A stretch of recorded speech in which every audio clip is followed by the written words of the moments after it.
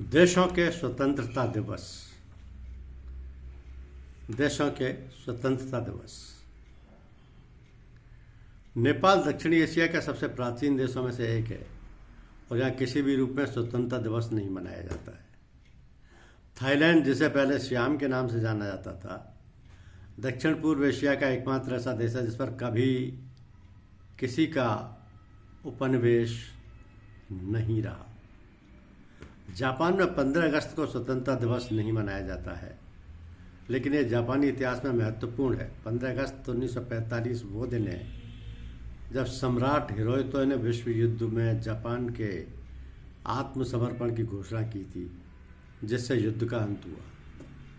भारत अपना स्वतंत्रता दिवस 15 अगस्त 1947 को मनाता है।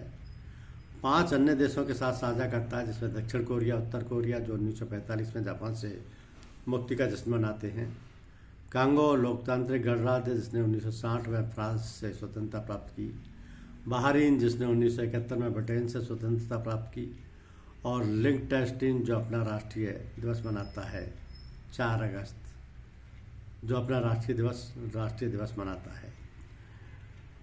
तो देशों के जो अलग अलग आज़ादी की तारीखें हैं वो इस तरीके से हैं। भारत 15 अगस्त 1947, पाकिस्तान 14 अगस्त 1947, अमेरिका 14 जुलाई 1776, बांग्लादेश 16 दिसंबर 1971, अफगानिस्तान 27 मई 1919, इंडोनेशिया 17 अगस्त 1945, फिनलैंड 6 दिसंबर 1917, सोमालिया 1 जुलाई 1960, केन्या 12 दिसंबर 1963, फिलीपींस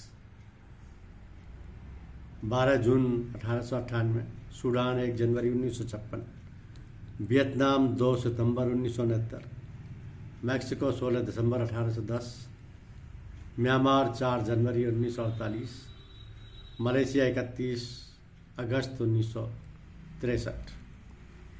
तो इस तरह ये देश अपना स्वतंत्रता दिवस मनाते हैं।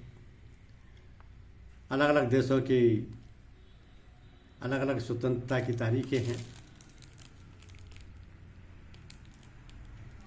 3 अक्टूबर 1990 को दशकों के विभाजन के बाद जर्मनी का पुनर्मिलन हुआ, जो लोकतंत्र, स्वतंत्रता और एकता का एक ऐतिहासिक क्षण था। एशिया में सबसे पहला